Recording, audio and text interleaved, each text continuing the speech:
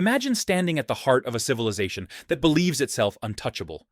Its cities stretch toward the sky. Its currency is trusted everywhere. Its power reaches across oceans. To those living inside it, collapse is unthinkable. History shows that this belief appears at the same moment in every empire's life cycle. Rome had it. So did Britain. Each time, the danger was not invasion or rebellion, but a quiet decision made inside the financial system. A decision that slowly hollowed the structure from within. That process has already begun again. The question is not whether it exists, but whether we are willing to recognize it before the foundations give way. To understand how an empire ends, you first have to understand how it begins. Rome did not rise on corruption or excess. In its early centuries, during the Roman Republic, it was built on discipline, restraint, and obligation. Roman citizens were not professional politicians or lifelong elites. They were farmers who took up arms when the Republic was threatened, then returned to their land once the danger had passed. Status came from service, not indulgence. Wealth was measured in stability, not spectacle. That mindset was reflected directly in Rome's money. For generation. Time, 0.3s. The Roman economy was anchored by the silver denarius, a coin struck from nearly pure silver. Its value did not depend on faith in the state. It depended on the metal itself. Anyone holding it understood exactly what they owned. This form of sound money rewarded saving, enabled long-term planning, and financed the infrastructure that made Rome powerful. Roads, aqueducts, and disciplined legions. The economy worked because the money was real. But success altered behavior. As Rome expanded, enormous wealth flowed back into the capital. The ruling class slowly transformed from producers into consumers. Military conquest brought gold and silver, but it also created expectations. By the time the Republic gave way to empire under Augustus Caesar, Rome controlled territory stretching from Britain to Egypt. Maintaining that scale required constant spending. Soldiers had to be paid, infrastructure repaired, and the urban population kept calm. This is where the balance began to break. Rome faced a growing population that produced less and demanded more. To prevent unrest, emperors distributed free grain and funded massive public entertainment. Bread and circuses were not luxuries. They were political necessity. Time, 0.5s. But they were expensive. As expansion slowed, the inflow of precious metals declined while obligations continued to rise. Rome developed a structural deficit. At that point, every empire encounters the same choice. Reduce spending and face public anger, or increase taxation and confront the elite. Rome chose neither. Instead, it turned inward, toward its currency. That decision would not cause immediate collapse. It would do something far more dangerous. It would quietly undermine the trust holding the system together. The shift did not happen all at once. It began as a technical adjustment, framed as necessity rather than deception. Around the year 64, Emperor Nero faced mounting financial pressure. The empire's expenses exceeded its revenue, and political reality made spending cuts or tax increases unacceptable. Nero chose a third option. He recalled the silver denarius coins, melted them down, and mixed in cheaper base metals, such as copper. The newly minted coins looked identical to the originals. They carried the same markings and were declared equal in value, but they contained less silver, less reality. On paper, nothing had changed. In practice, the money supply had expanded without any corresponding increase in production. Nero had created purchasing power out of dilution. This was the ancient equivalent of money creation. At first, the effects were invisible. People accepted the coins. Trade continued. The illusion held. The danger of this mechanism is not the first use. It is the precedent. Later, emperors observed how easily short-term problems could be deferred. Each crisis was met the same way. More debasement. Slightly less silver. Over decades. Then centuries. The process accelerated. By the time of Marcus Aurelius, in the 2nd century, the denarius contained roughly 3/4 silver. 50 years later, it was closer to half. By the 3rd century, under Emperor Aurelian, the coin had lost nearly all intrinsic value. What remained was a bronze disc coated with a thin silver layer that wore away through use. This was not an accident. It was policy. Rome financed itself by quietly transferring wealth from savers to the state. The loss was gradual enough that resistance lagged behind reality. But economics does not tolerate illusion indefinitely. Time 0.5s. Eventually, the population recognized what the money had become. Merchants demanded more coins for the same goods. Soldiers questioned their pay. Trust began to fracture. Once that fracture appeared, the system entered a phase it could not reverse. The consequences surfaced with mathematical certainty. As the silver content vanished, prices adjusted upward to reflect reality. Goods did not become more valuable. The currency became less so.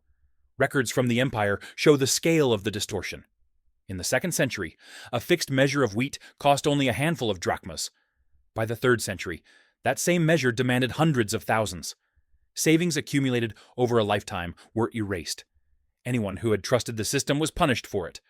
The Roman state responded the only way a failing monetary system can, with control. In the year 300 on, time 0.3s. Emperor Diocletian issued the edict on maximum prices. It attempted to freeze prices across the empire by law, backed by the threat of death. The policy assumed that inflation was a moral failure rather than a monetary one. It collapsed immediately. Merchants withdrew goods. Trade moved underground. Shortages spread. Enforcement only deepened the damage. As economic trust dissolved, the social contract followed. Soldiers stationed along the borders realized they were being paid in worthless metal. Loyalty weakened. Desertion increased. Defense deteriorated, not because Rome lacked enemies, but because it lacked credibility. The empire could no longer reward service or protect value.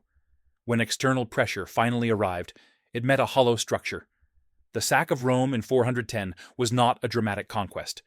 It was an entry into an exhausted system. The walls still stood. The institutions remained. But the foundation had already failed. The empire collapsed inward long before outsiders stepped through the gates. Monetary decay had done what armies could not. It removed the reason to defend the system at all. When the mirror turns toward the modern world, the pattern does not change. It repeats. The United States began, like Rome, with a monetary system constrained by reality. For much of its early history, the United States dollar represented a claim on gold. It was not valuable because the government said it was. It was valuable because it could be exchanged for something tangible. That limitation imposed discipline. Spending had consequences. Expansion required restraint. That framework supported the rise of an industrial power unlike anything before it. After the Second World War, the United States emerged as the dominant global force. Its currency became the foundation of international trade. Its military presence extended across continents. Prosperity followed, but so did transformation. Production slowly gave way to consumption. Debt replaced savings. Obligations multiplied. By the 1960s, the strain became visible. The United States was financing a global military presence while expanding large domestic welfare programs at the same time. Gold began leaving the treasury as foreign governments demanded conversion. The system could not hold. In 1971, President Richard Nixon closed the gold window. The dollar ceased to be convertible into gold. In that moment, it stopped being a receipt for value and became a fiat instrument, dependent entirely on confidence. What Rome accomplished by melting coins, the modern system achieved through policy. Currency creation was no longer constrained by metal or labor. It was limited only by keystrokes. Over time, the same mechanism reappeared. Deficits were covered by expansion. Debt grew faster than production. Each new unit of currency reduced the value of those already in circulation. The process was familiar. Only the speed had change. Times 0.5s. The acceleration is the defining difference. Rome was constrained by physics. Coins had to be collected, melted, and restruck.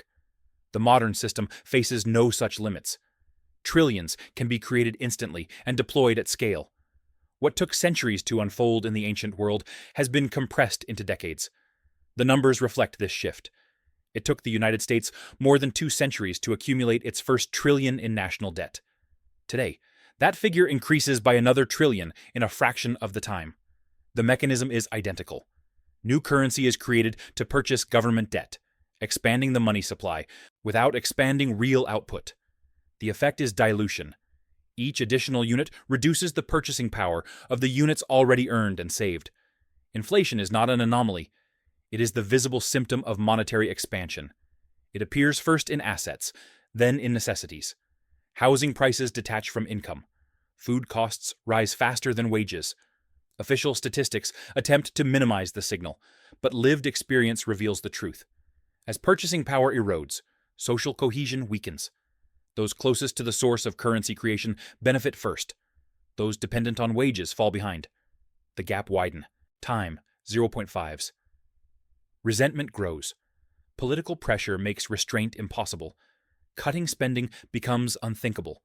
Raising taxes becomes destabilizing. The system locks itself into continuation. Distraction fills the gap left by stability. Entertainment expands as confidence contracts. Dependency replaces independence. The structure still functions, but it does so by consuming its own foundation. This is the late stage of the cycle. Not collapse yet, but irreversible imbalance. History places boundaries on systems that refuse to recognize limits. Over 3,000 years, historians studying the rise and fall of dominant powers have observed the same sequence repeating. Expansion follows discipline. Wealth follows expansion. Excess follows wealth. Debt follows excess. Decline follows debt. The names change. The mechanics do not. From Assyria to Persia, from Greece to Rome, from the Ottoman Empire to the British Empire, the average lifespan of a global superpower has remained remarkably consistent. The United States declared independence in 1776.